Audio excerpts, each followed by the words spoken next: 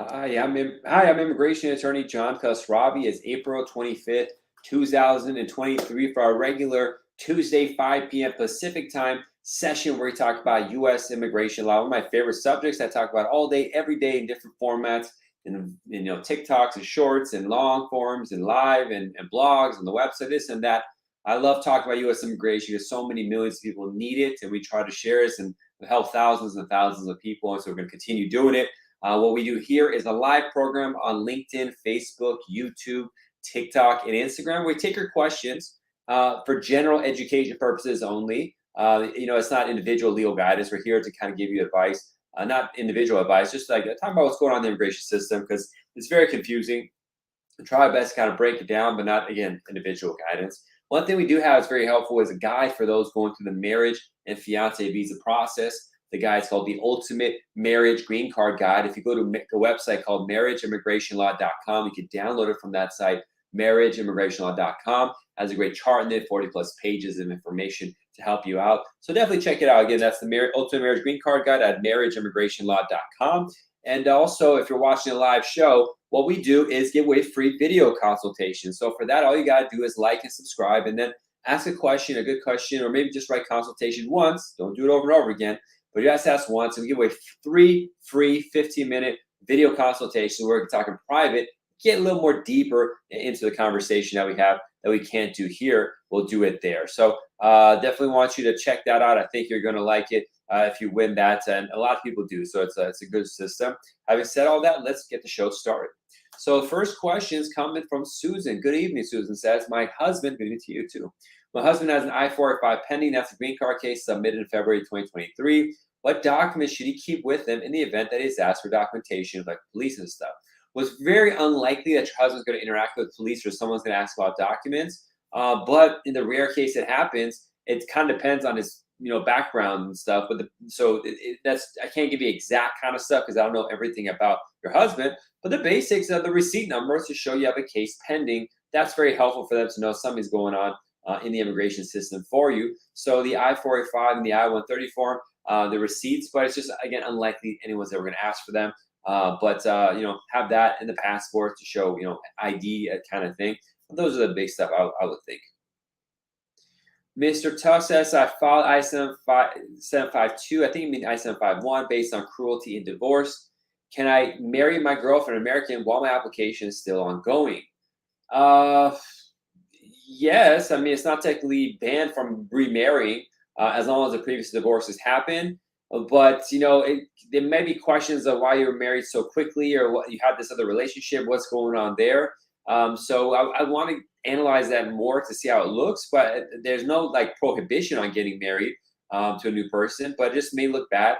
And what happens is it's really crucial you get this I-751 approved, because if they deny it for marriage fraud, for example, your new marriage to a U.S. citizen cannot help that case, because marriage fraud is a very serious thing. So you got to make sure you have a very strong case. 100%, this is the kind of case you want to have with a good attorney when you're doing a waiver-based I-751, especially based on cruelty and stuff like that. So it's really important you be able to do that properly and fully and thoroughly. It's a very risky thing to pull off if you don't. I mean, it's not that you can't get proof to do by yourself, but it's a challenging kind of case, and the government is difficult at times with it, depending on which officer does it.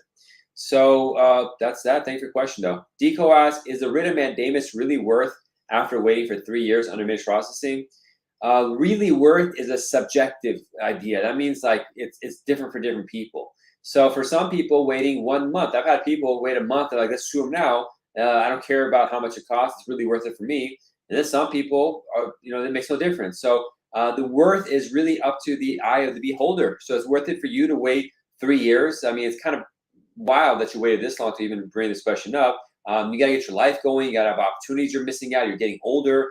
3 years is an unbelievable amount of time. So is it worth it? For me, it would be worth it. But I'm not in your shoes. I'm not sure what value you see in wasting time and stuff like that. For me, 1 day wasted is too much. I got too much stuff going on. 3 years is unbelievable. But some people got less going on, or it's not as important to come to the United States, for example, that you're living a good life where you're at, so there's no rush. So again, that really worth it is really up to you and how you view your life situation, all that kind of stuff. It's not for me to make that decision or give you that decision. But thank you for your question, though. Drew asks, where'd you go to law school? I went to law school in Los Angeles called Loyola Law School in downtown Los Angeles. Pretty good school there, and I liked it a lot. Dode asks, how can I get my original documents from naturalization? So you really shouldn't submit your original documents with any green card case. Sometimes they force you to, but there's a special form. I don't remember the name of the form, but USCIS has a special form to request documents that are original for them to mail it back. I've never submitted it. I'm not sure how reliable it is, but that's what they use for that kind of case. So you got to find that case number. I don't handle the form ever, so I don't have it off the top of my head. But there's a special form to request your original documents back. Simas, hi, I'm a student. I am a student, maintain status. Okay, maintain status. I married a green card holder last year, still waiting. If I receive my EAD card, can I stop being a student? Do you have to maintain student status? So no, after you obtain after you submit your Form I-45 for adjusting the status, you no longer need it to maintain your underlying status. So you could have stopped going to school right there or withdrawn and stuff like that. It's better to maintain the student status because in the worst case scenario, if your green card case has a problem or something like that, you will have that underlying status to keep you there. But I tell my clients, you don't have to maintain status after filing the Form I-45. That's that.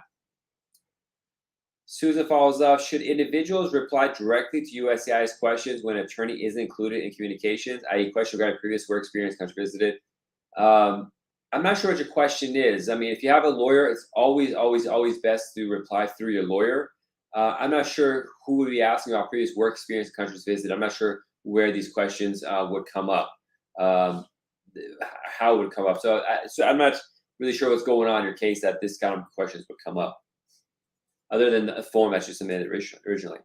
Golmar says, how do you know when we will come over the visa backlog? I'm waiting for my green cards more in 2021. How do you know when? Well, they'll update the monthly visa bulletin that the Department of State issues, and you'll see that your case is current. Even if it's current, USCIS backlogs.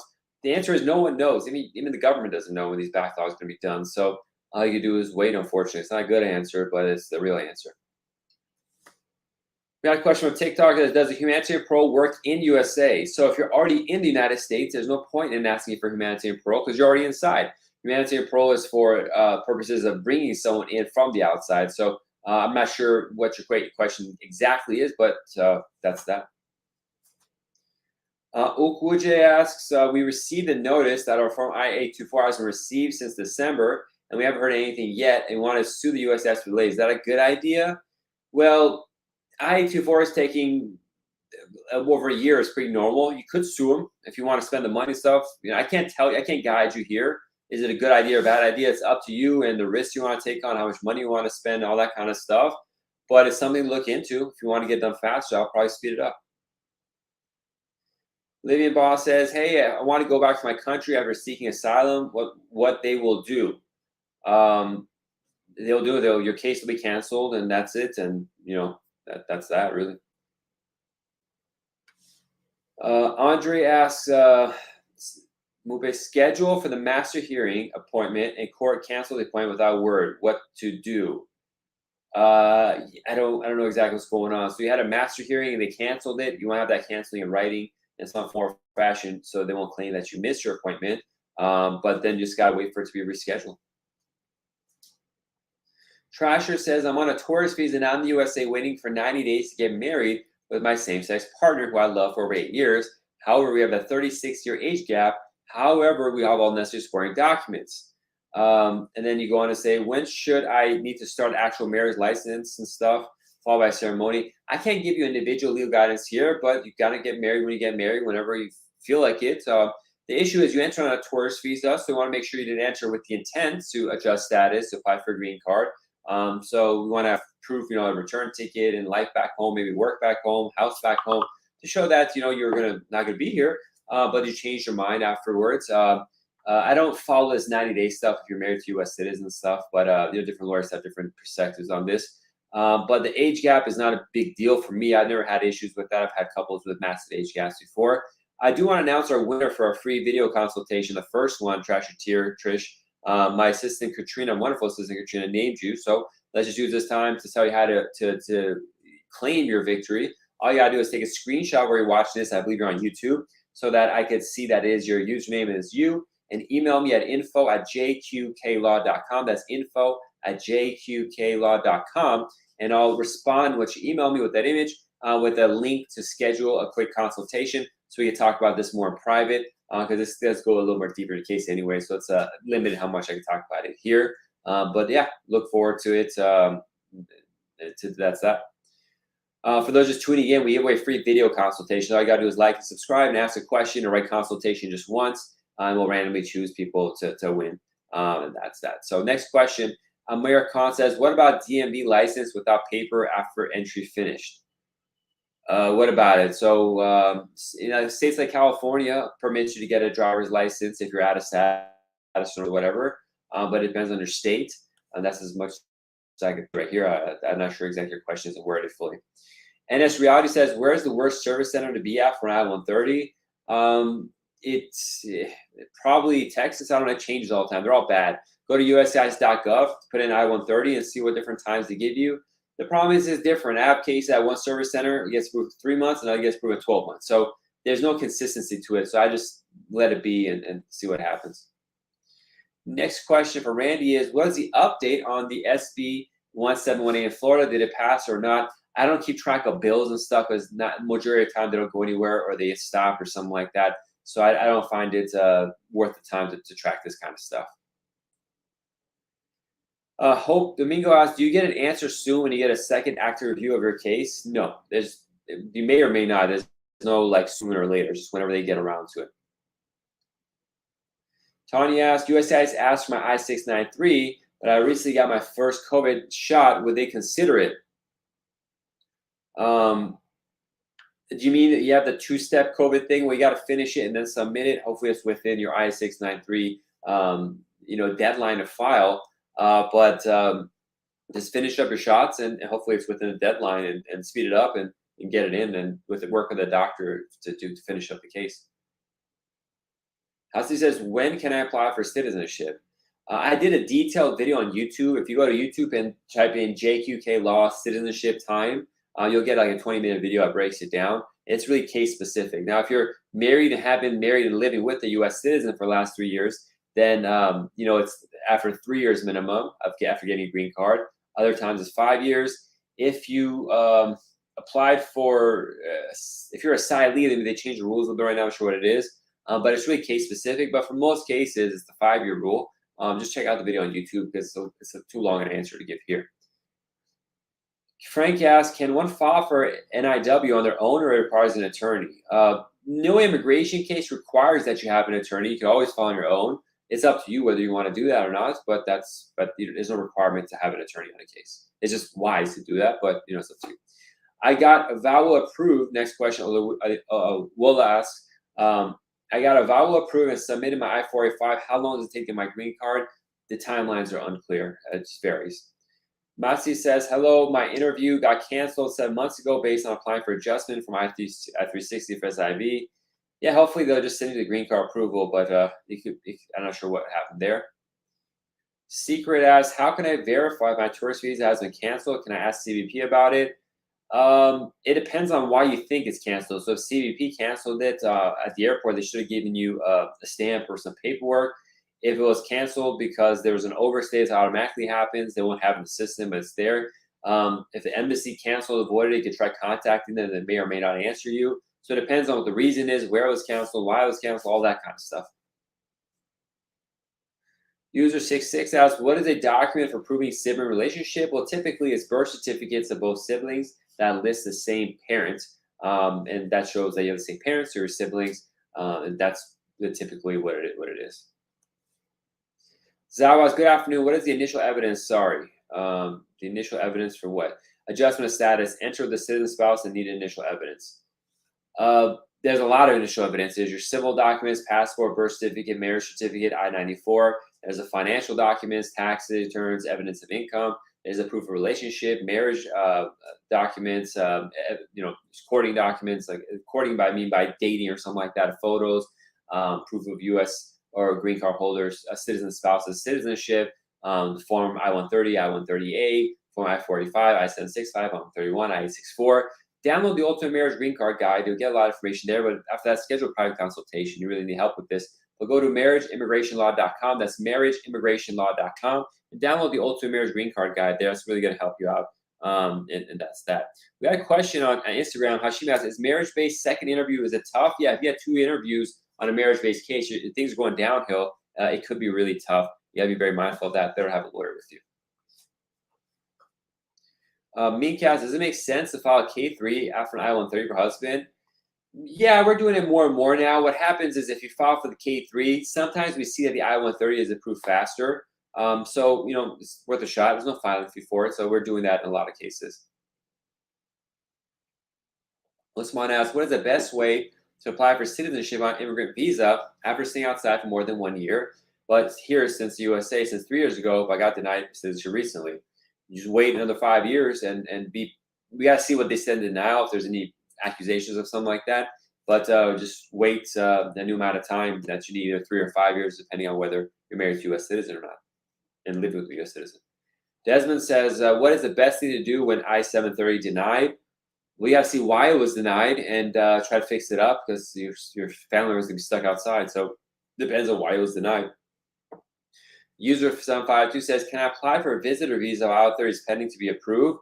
You can apply. Whether they approve it or not is up to consular officers. I've seen these cases be approved, but it depends on the consular officer. Glued asks, they requested my RFP for my medical and proof of relation with that interview. Will I be approved soon?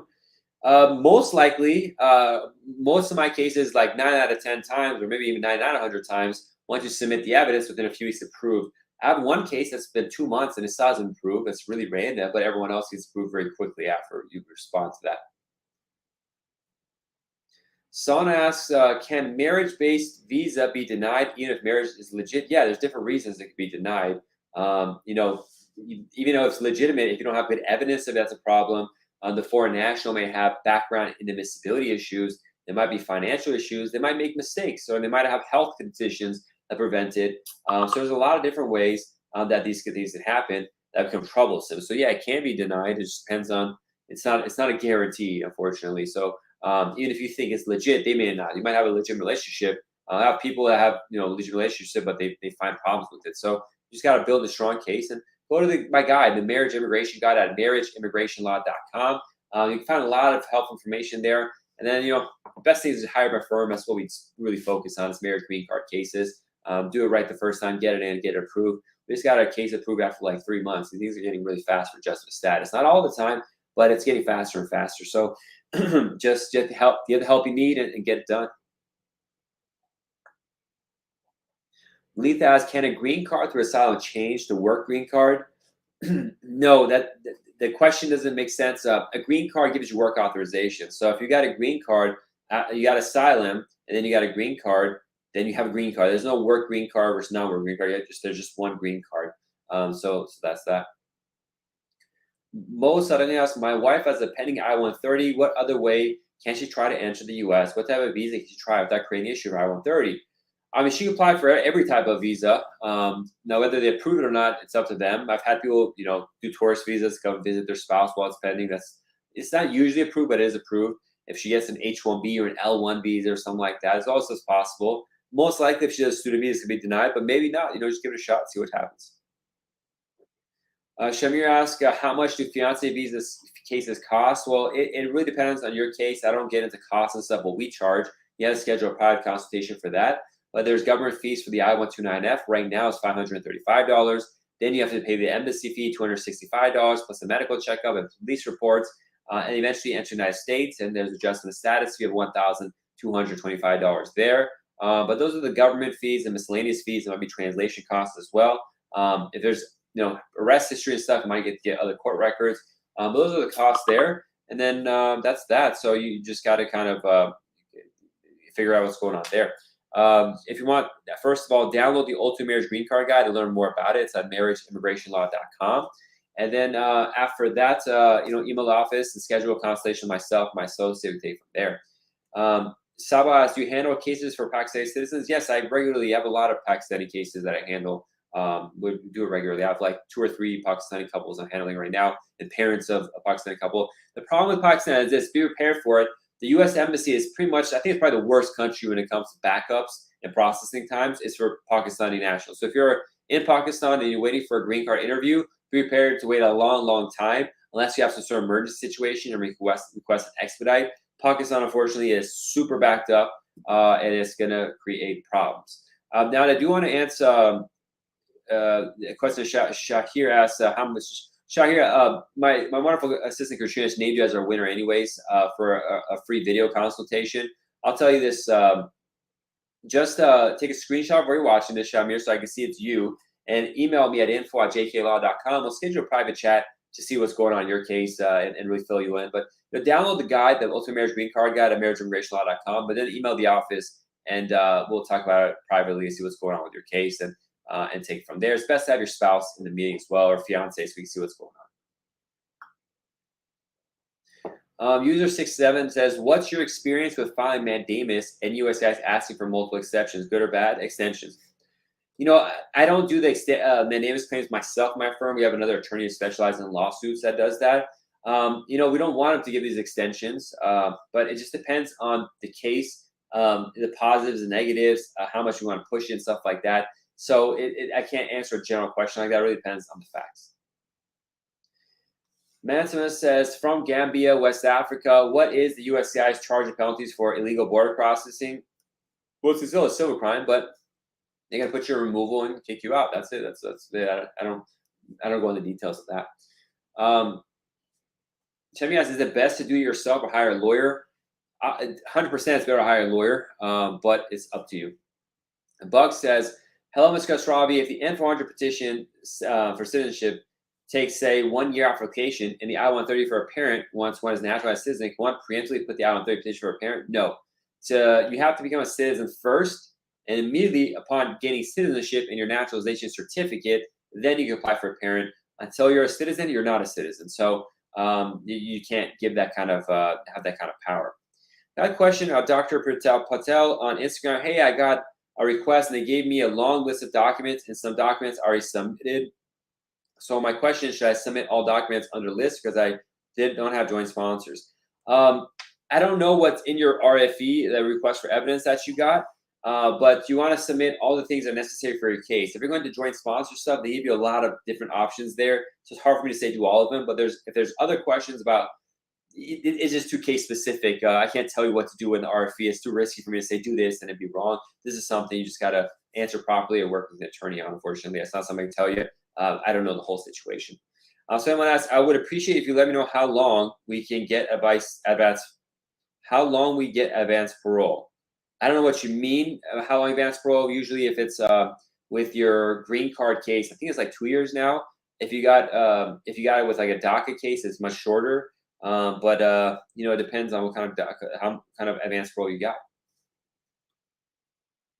Medjin asks, if I-485 was denied due to deportation, now judgment terminated, the removal, do you have to file again? Yeah, probably. If the I-485 was denied, then you have to file a new one unless it was improperly denied, do motion reopen. But yeah, probably have to do it. You could talk with attorney in private. It seems like there was a mess going on there. Abbas asks, I applied for asylum at the airport. About they cancel my visa in front of me. Is that legal entry to consider? If they let you in after you apply for asylum, that's a parole they let you in. So that is legal entry with parole. But they'll cancel the visa.